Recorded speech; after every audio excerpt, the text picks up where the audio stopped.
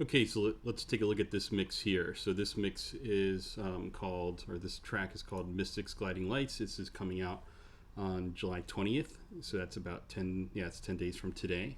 Let me show you a few things here. So let's hear just what we have now on this mix. It's kind of rushed, but it is what it is.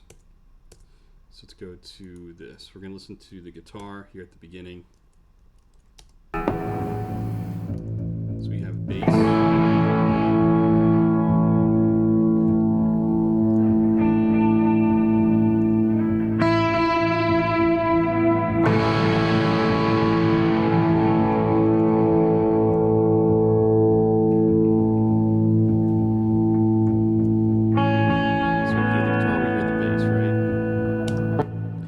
Tell you there's a lot of work that went into this, so I'm going to break down what happened with this track.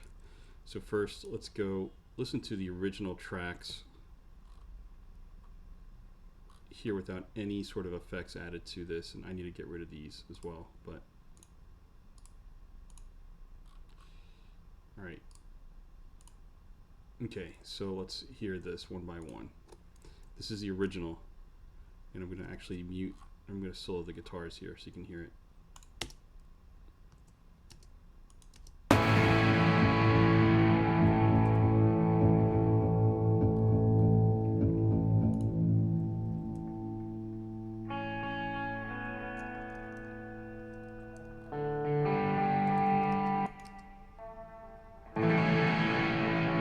So it's bright, it's tinny, it sounds thin. It was recorded on an old MBOX, like a generation one MBOX.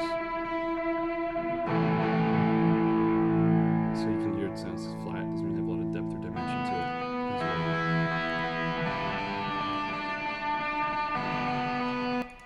well. Now we're going to go to this solo section here.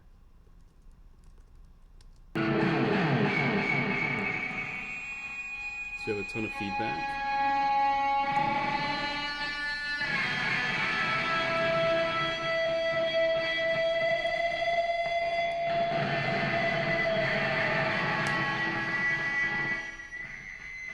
You can see here volume was dipped, but there's also stuff going on with dynamic EQs, which are going to need those plugins. Let's go to the solo. So it's biting, right? It's just, this is a difficult track to work with. There's times in this track where it sounds like playing with the EQ sliders on the graphic EQ. Looking at the recording. So the recording itself is workable but difficult to work with. Right? So we just hear how poorly this was recorded. In terms of how it was recorded, I'll just tell you the equipment. It was a Fender Stratocaster going through a Marshall Valvestate half stack. Probably some kind of delay or reverb put in there. Let me actually mute the rest of this while I'm at it, so you can have a better idea of what it sounds like without all these effects on it.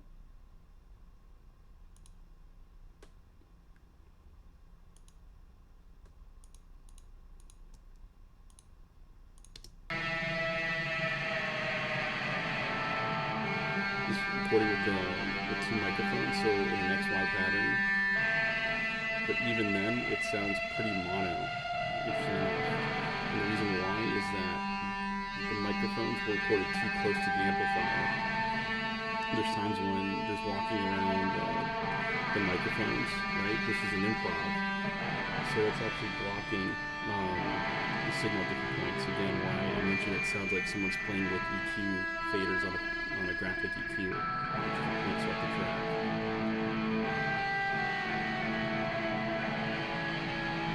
So that's what's going on with this track, right? And if I really want to dial it in further, I can just get rid of any processing on the master bus.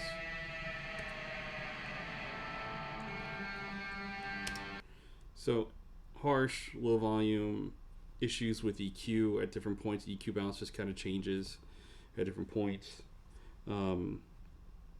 Stereo image isn't quite there. There's so many issues with this recording, so a lot of work had to go into it. So now we're going to architect it, or rather we're going to work with this mix in a way to make it a little bit more usable right? Again, it was not easy mix to work with at all. In fact, this was recorded, I want to say, in 2007. It kind of collected dust on a shelf somewhere, and then it was kind of brought out of hiding, I think a couple years ago. And then it was decided, you know, it's time to work on this and just try to make it work somehow. So let's look at what we did one by one on the guitar track. And I'm actually going to turn on the mix bus on here. And you're probably questioning my choices on certain things, and that's fine, right? I don't profess to be an amazing engineer.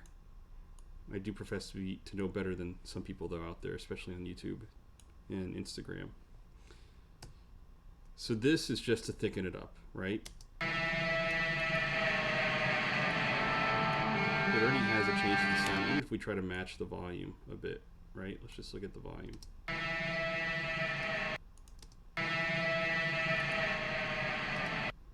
Let's match a little bit more.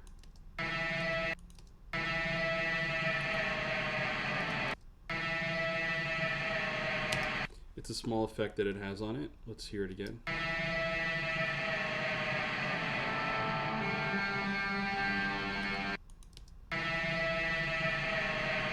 See the difference?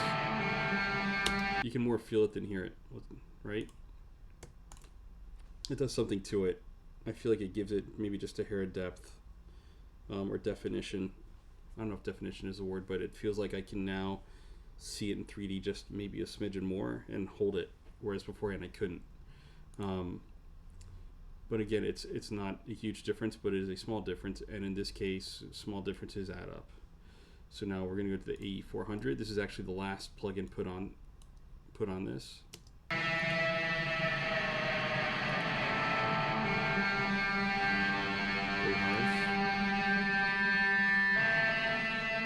There's a couple of nodes that was put on here, as you can see. So narrow Q.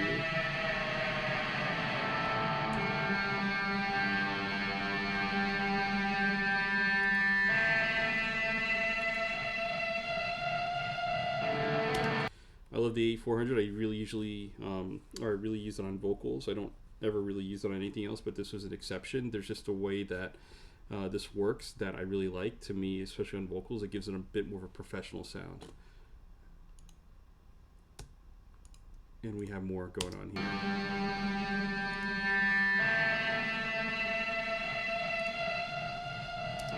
So here we're trying to get rid of those shearing highs are just ear piercing, right? And then here we're adding more reinforcements. I think this is actually more for general shape.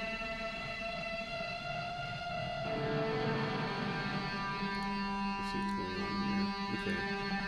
So here I think I automated the threshold for one particular spot, but the rest is just kind of gently trying to tame some of the high ends, right?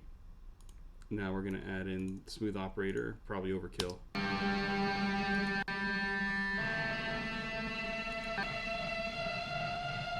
Yeah.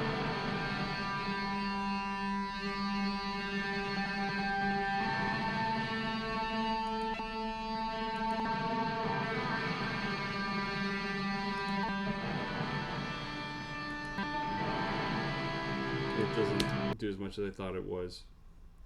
Now CLA guitars. I know it's kind of like cheating, but it's not doing much else other than just adding bass, treble, compression back in. Don't ask me why I use this. I just did, and I felt like after I did all this corrective work, now I actually have to add things back in. So, the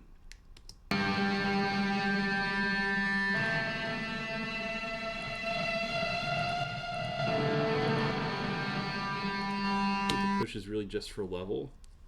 It's an electric guitar. Electric guitar is not going to have as much dynamic range as a clean guitar or as an acoustic guitar. But why put it in there? I don't know. Maybe it made sense at the time.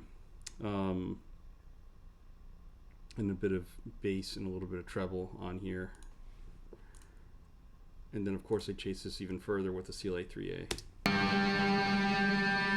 Again, not really what I would typically do in most scenarios. I think I remember what happened. I think the volume too was a bit all over the place in this particular mix. I think we can actually see that if we zoom in.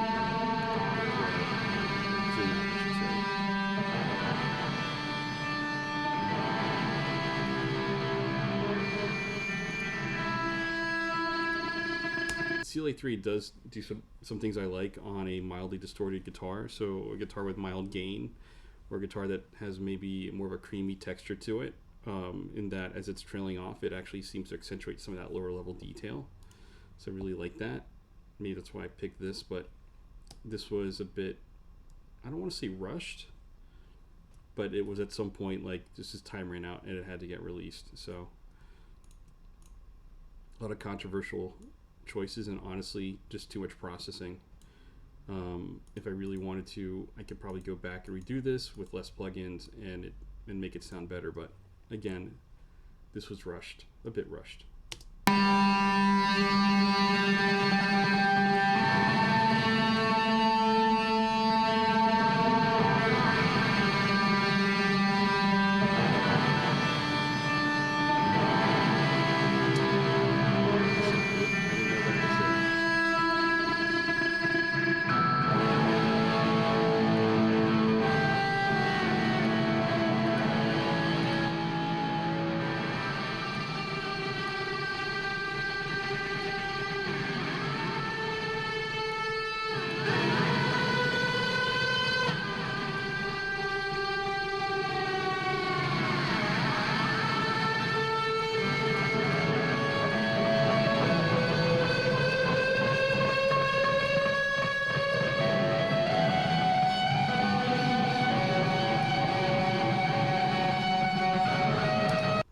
So now, again, whoops, we're doing these things.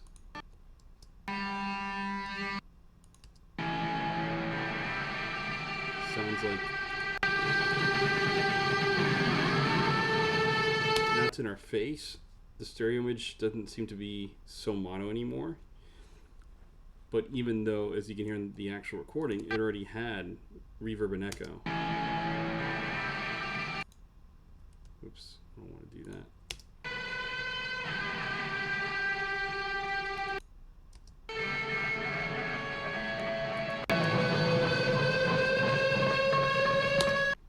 So it still sounds kind of center and kind of more in my head and less out. So what I did here was I added some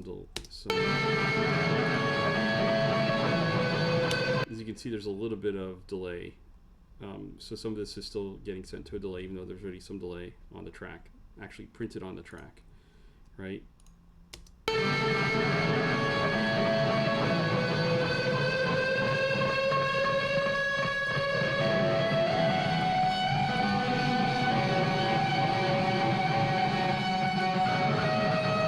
what this reverb track is doing, this is really different.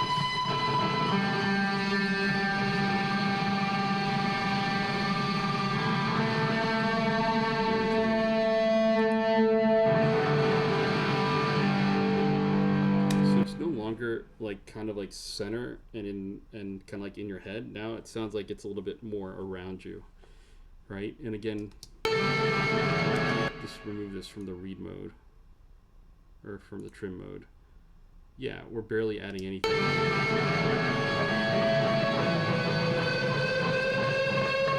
It's the same thing with the delay.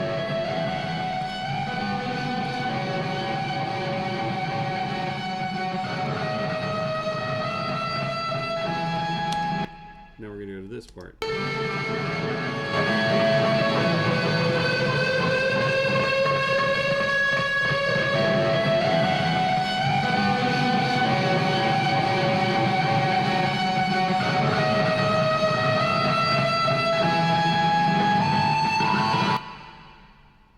So this is going to be feeding a parallel processing bus. Let's see what happens.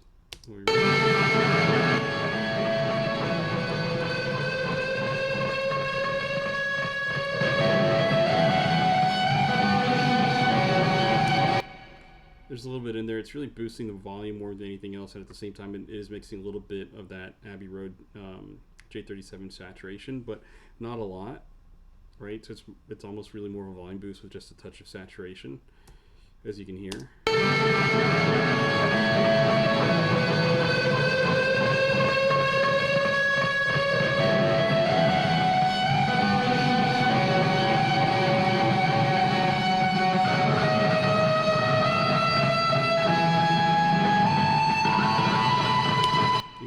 bit more vintage. Again, these are small impacts, right? Then we have Clariphonic. Don't ask me why.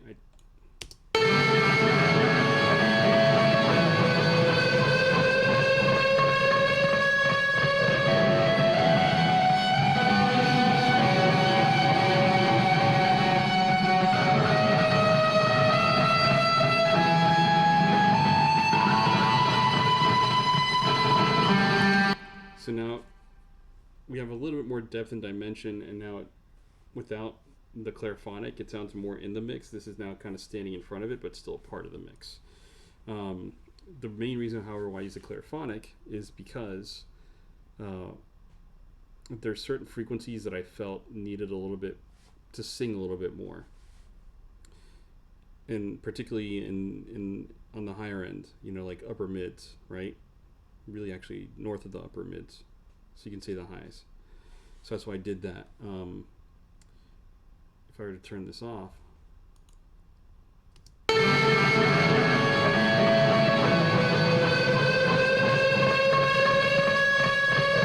so it sounds like more it's in the mix. It actually starts to sound a little two-dimensional when I turn it off. When I turn it on, it sounds a little bit in front, but still not in front, sorry. It sounds a little bit like it has a little bit more dimension to it.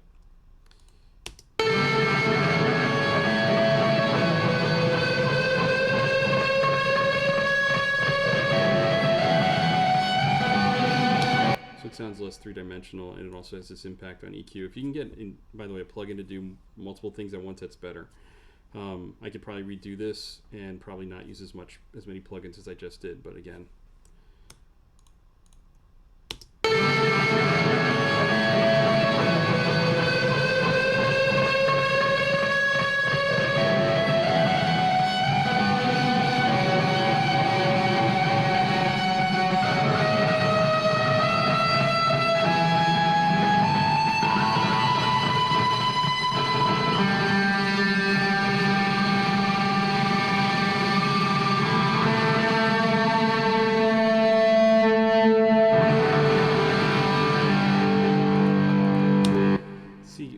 Sure how I feel about having sent signal from the parallel processing bus to the reverb and the delay. I have mixed feelings about it, but let's look at the bass. There's two bass tracks. This is the original bass track here. As you can tell, it's a virtual instrument because it looks too perfect. So let's go just down here to this track.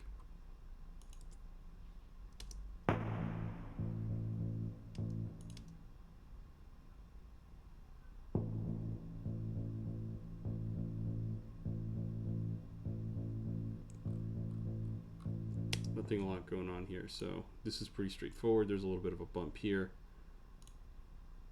Max bass. Oh, it's clipping. Shouldn't clip.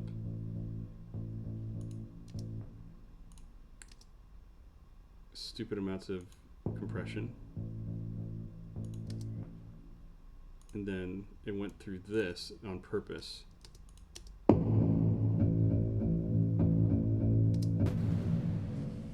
There's a reason why I picked a bass reverb.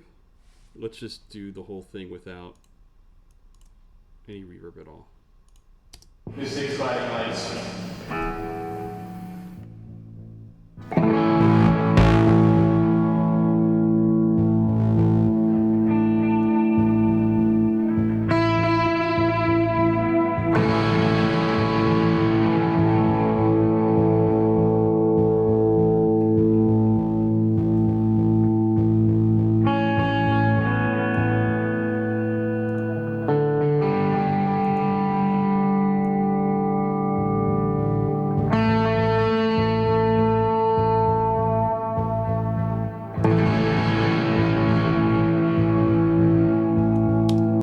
Sounds too dry compared to the rest of the mix. It just feels like it's photoshopped in there. So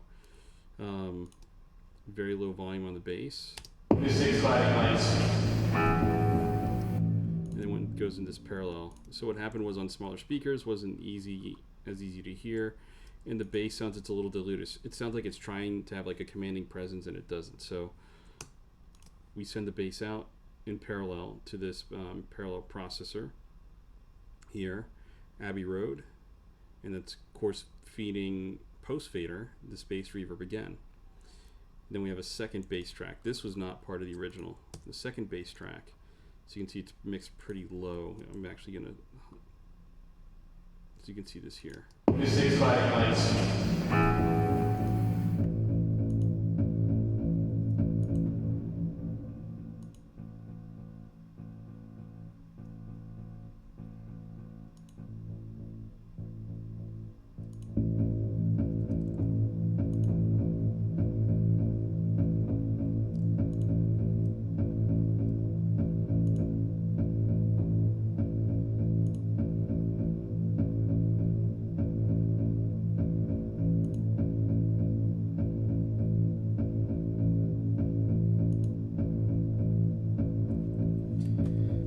So here's the difference. I want to know if you can hear it. If you're not watching this with headphones, you need to be watching with headphones. With good headphones.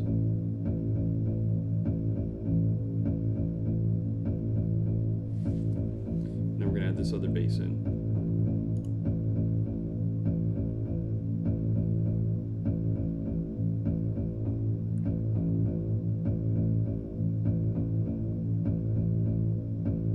So here's the difference. Yes, I understand it sounds a little phasey, almost as if like there's mild chorusing. I'm not too worried about that. So I'm going to again remove the second bass track. It's mixed in very low, as you can see, -70. The bass sounds watered down. It just sounds a little watery. Not watered down, but it doesn't have as much punch, right? So I wanted this to translate into more systems. Again, this was rushed. Probably could have done it better so it sounds a little bit more audible on smaller speakers. But on larger speakers, maybe you're using laptop speakers, you're listening to something like this in your car, right? Or maybe you have two small, like desktop speakers that you have connected to your laptop or your desktop if you have a desktop. So yes, there's a little bit of phasiness, but now it doesn't sound as watered down. So now it has more of a commanding presence, whereas before it tried to have a commanding presence. Now here it's got just a little bit more punch to it, right? So this is going to its own dedicated parallel processing bus. And here we have a fuzz maxed out completely.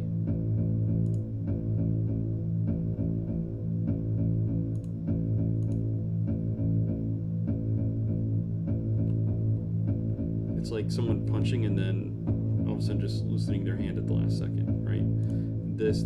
It's like the punch is kind of completing, right?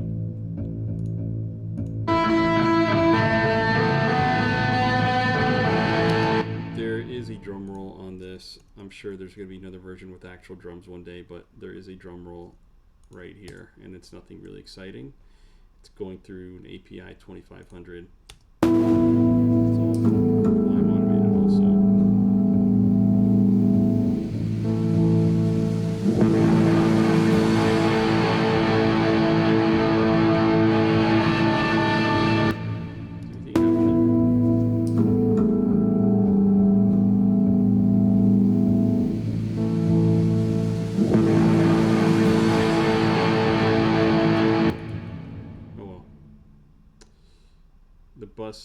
The drums does have something to make that crash last a little bit longer. So we'll just hear what that is, what happens without all of this going on.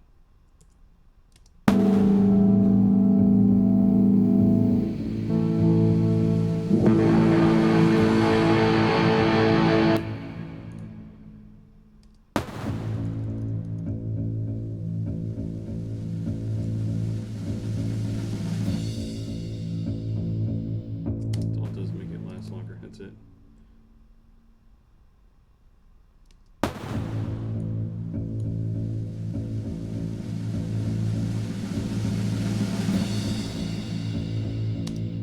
Also, by setting it to, I guess, a delay and the bass reverb, it makes it, and I guess that has also its own drum reverb. It makes it sound like it's more part of the room versus, again, photoshopped in and very two-dimensional. So let's take a look at quickly here. I'll go over this here in a moment, but let's take a look at You know what? Actually, let's look at what's going on here with the guitar reverb. So we have a regular old-fashioned reverb, nothing exciting. Large hall. This was recorded in a room, by the way, with tiles in it. Again, not the best recording. That's why it had so many issues. Guitar delay, super tap. Good old super tap. And it's a default setting I use on a lot of tracks. This slap delay here. I use it on a lot of things. And that's the template. For the bass, again, a simple deverb, large hall, 100% wet. The drums, here we go. So I have a feeling it's the cloud. Yep, so this was done on purpose, the cloud setting on this. I actually really like the cloud setting on this particular plugin. I don't really feel like I use it for much of anything else except for the cloud setting. So if I want something lush, celestial sounding, if you will, has a halo to it. The cloud setting on this particular plugin. That's mainly what I use it for when I use it, right? Which isn't very often, but it does it well enough for me to keep this plugin. So, and of course, rolling off some of the lows so it's not too muddy. That's probably, you're gonna see that on everything here. That was EQ'd up for a particular reason. I don't remember why. And then last but not least, let's look at the master bus. So actually, I'm going to go to the master bus. I'm going to talk about the VCAs. This is just for monitoring Waves Duros. I've worked with actual hardware Duros before. They're great. Oh,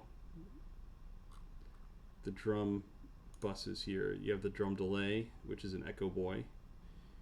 Slightly off time by about 7 milliseconds. That's on purpose to give it more of a stereo image.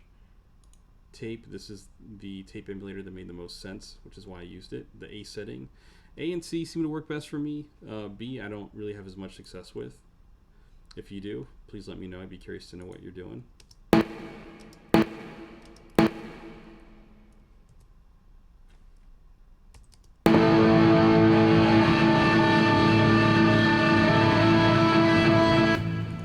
want to know what's going on here.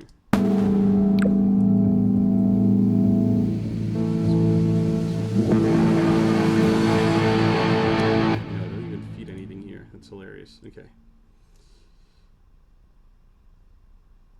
I'm going to go into the VCAs in just a moment. There's a JST clip on here.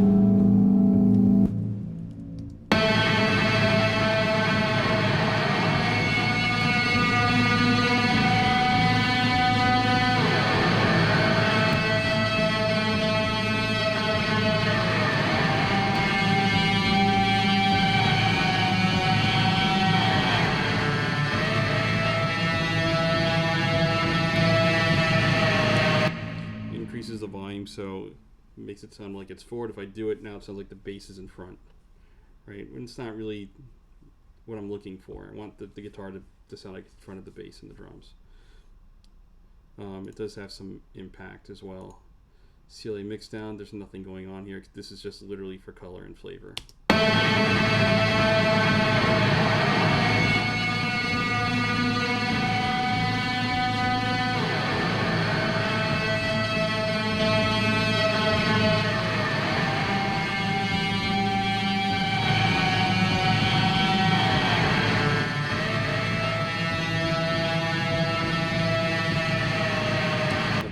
Very closely. What does this do?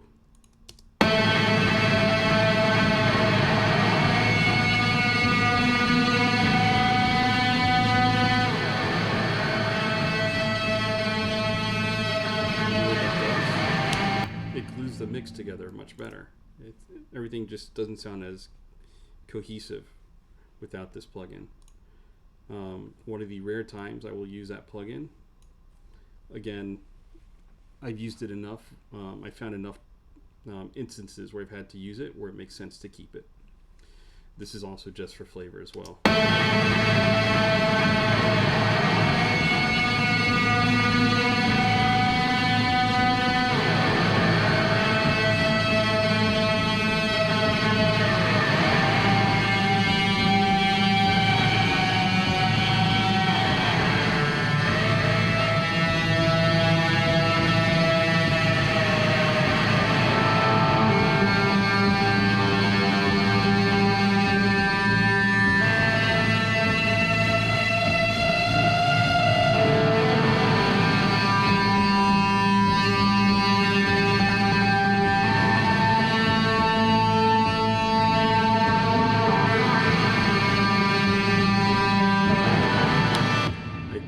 feel like I wish I'd gone with the end. The Brit 4KE, which is modeled off of a SSL 4000E series, definitely more musical to my ears. The USA emulator, which really mimics an API, definitely has a flavor of its own.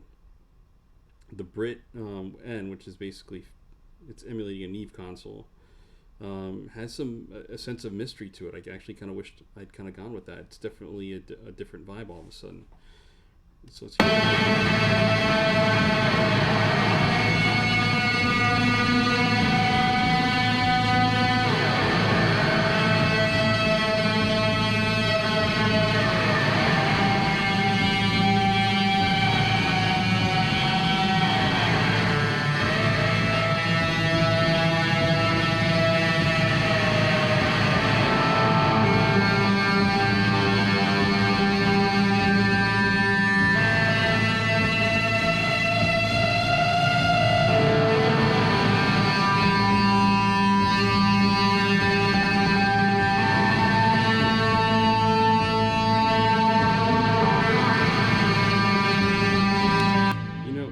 the sense of mystery with the Neve emulation, but that API emulation I think just somehow works a little bit better, and I couldn't tell you why. I just feel like at certain points it just doesn't. Yes, it adds a sense of mystery, but it just what it does to the sound doesn't quite work with what this particular track needs, which is probably why I picked the API emulation. But in most instances, I would probably pick I think the G series or the N for this particular track. But I guess, and again, if I choose something like this, it is very deliberate. It is not, I will A and B everything. I almost never use the RC2 or the Trident emulations. I just haven't really found an instance where I've wanted to use them or where I thought it made sense. So here, Soma Knife Audio. So let's take it out.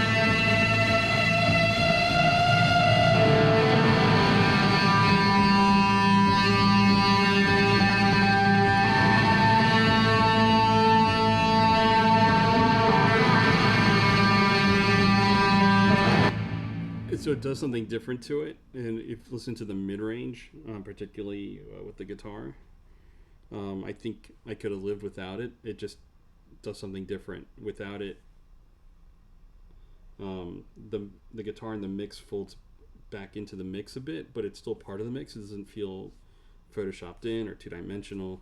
It doesn't sound flat either. With it in the mix, the guitar is just put forward. It's still in 3D, so to speak, right? It still has some depth to it, but it's just different. I honestly kind of think this is one I maybe could have done without, but I'm just so used to using it in a lot of applications that I just probably said, let's see what happens, and I probably liked it in the moment. And finally, we have our isotope Ozone here. Before we get to what I do with this is really interesting what I do with the VCAs, but.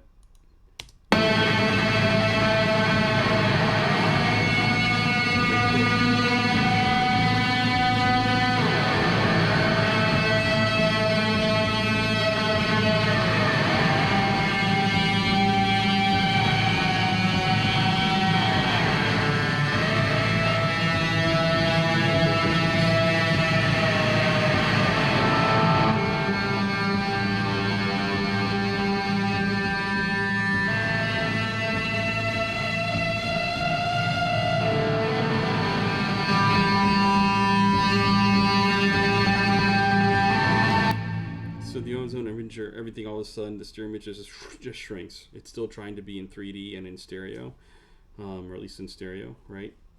Because it's already kind of 3D with the other stuff that's going on beforehand, but it just narrows that stereo field. The maximizer, definitely we can hear it glues everything together, especially the bass. The bass is, compared to the guitar, seems like it's a little bit unwieldy. So it's clear here at the end we need another compression stage, right?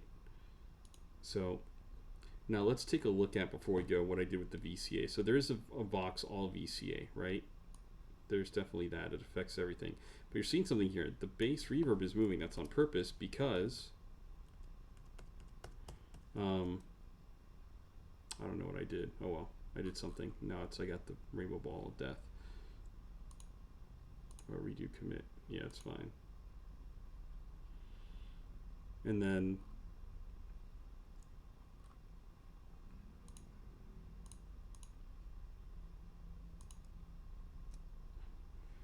so with the bass, this is going to control also the bass reverb, because again, the bass reverb is, it's getting signal sent to it pre-fader. So you can see there's a lot of volume moves. That's kind of a signature thing that I do. I'm pretty active with volume moves, as we can see here. Right, and if I'm going to actually open this up here so you can see it.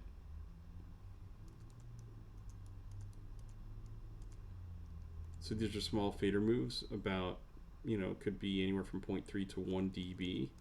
There's also overall fader moves as well, as we can see here. We can see at some points it does go up quite a bit here as well, right? It stays, it goes down a bit during quieter parts. And we might be able to see some of this here in the volume trim. Let's look at the volume itself. Yeah, so we see things going on here. I probably need to commit these, but so we see a lot more going on here than we do, but this is controlling all the bass. So here we see a lot more variance, right? In terms of fader moves, you'll see a lot with the guitar, especially during quieter parts. I might bring it up. Maybe there's a phrase that's trailing off, and I want to pick up some of that detail. I'm gonna lift up the volume a bit. So it's very deliberate. It's not because, right? So again, I'm writing in automation. It's kind of a performance here. When there's a lot of bad feedback, I lower this as well. So anyhow, that's an explanation of this Mixdown. Again, the song will be available on Apple Music, Amazon, everywhere, right? It's called Mystics Gliding Lights. It's by Anthony Lourdes, Lourdes. Feel free to check it out. I'm going to see if I can put in a link here also in the video. So anyhow, I hope you enjoyed this video, and feel free to check out my other videos.